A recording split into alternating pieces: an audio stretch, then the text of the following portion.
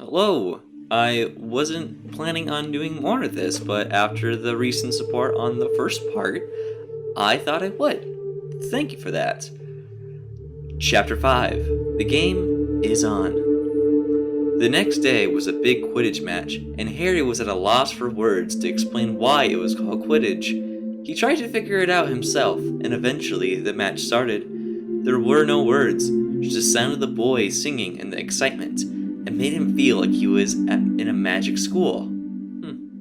Yeah, I'm in Quidditch, Harry said.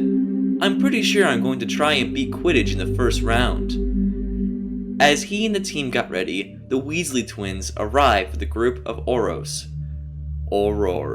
who all had their mask on. One of them had a broomstick sticking out of his hand and said, I've never seen anyone get a broomstick out of a broom before. Yeah, it's just a broom, Harry said. The Aurors looked at each other in surprise, and one by one they turned to face Harry. You're right, said one of the Aurors. So, Harry said, looking at the window to make sure they were in the right place. Why are you here? George smiled at Harry. Because you're here. Because you're Harry Potter. And Harry Potter liked the best. Also, added Fred, because we're investigating a crime you did not commit. George's eyebrows furrowed. I'm not sure who was behind this crime, but if you'd been able to identify them before I was here, you'd probably be able to stop me from doing it now. Which Weasley twin was it who lost the ear? Was it Fred? Dang, I miss his left ear. Well, I'm in Quidditch, Harry said. Not a Quidditch coach, just a broomstick. A broomstick that is about to be broken or destroyed. The Aurors were shocked at these statements. Well then, Harry, I think I can tell you who it is, George said, the person who committed the unforgivable act of being a prat. A prat? Asked Harry, shocked. Are you saying someone's a prat? Like a person who eats flesh, uses poison, steals from the dead? I feel like you're missing an and there. Of course, but not just anyone who steals, kills, or causes harm to people. This person did it to the ministry itself, George said, taking another deep breath, which makes it treasonous, and therefore an act of war. So, if you could catch this person before you die, I would appreciate it. Do you understand? Of course, Harry answered. But who is this person? Oh, George said. It could be anybody. Fred elaborated.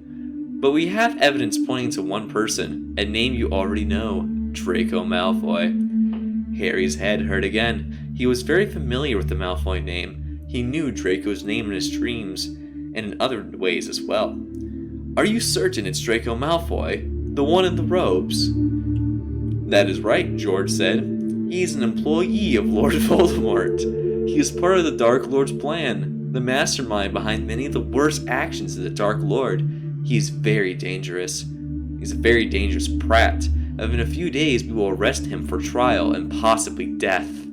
And the entire ministry is going to fall upon him. No questions asked.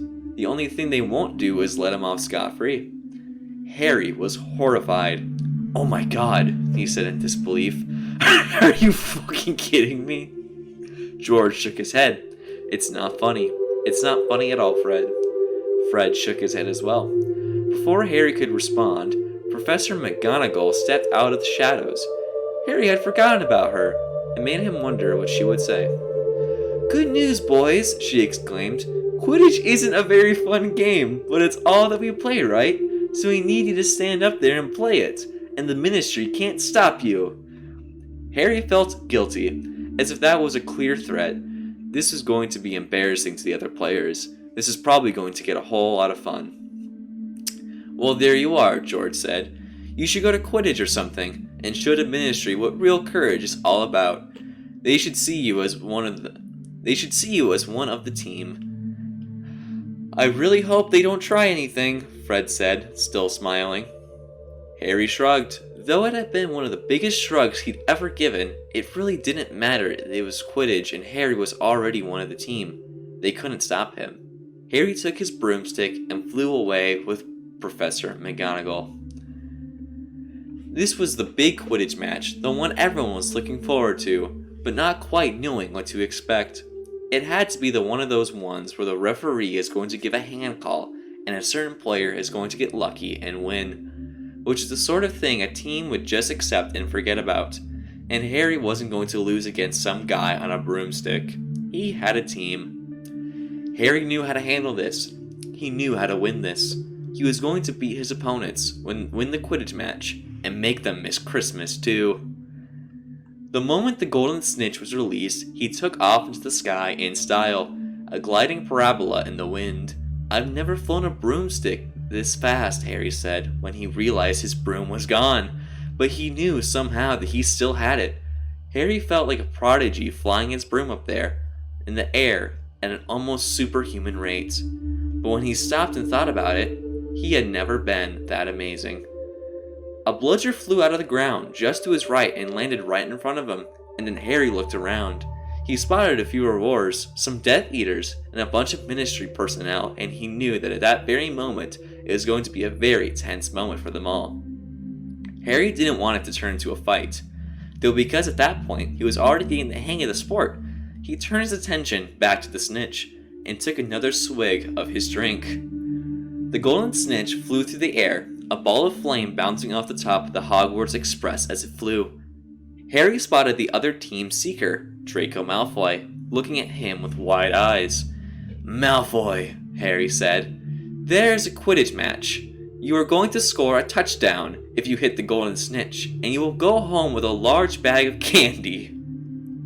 Draco Malfoy stared at the golden snitch for a moment, then nodded. "I'll try," he said, "but you know what I need from you?" Harry brought his broom close to Draco Malfoy then. Without another word, Harry brought his legs out and swung into Draco Malfoy's arms.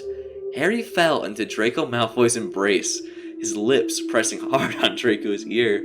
The moment he closed his eyes, Harry felt the golden snitch drop onto his lap. Harry let go of Draco Malfoy's arms, his legs fluttering to Draco's side, and he was rocked by a huge wave of euphoria. "Now that is magic," Harry thought to himself.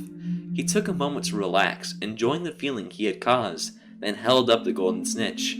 "Now, who scored the most points for Gryffindor?" Draco Malfoy smiled and started laughing loudly. "I scored the most points for Gryffindor." Gryffindor won.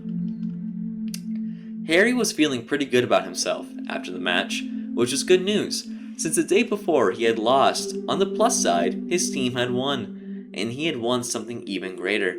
Draco Malfoy was going to be his best friend ever.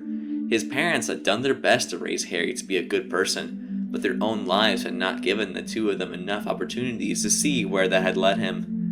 As it turned out, he didn't really need to think about it very much. After all, the first step was always to have a good time.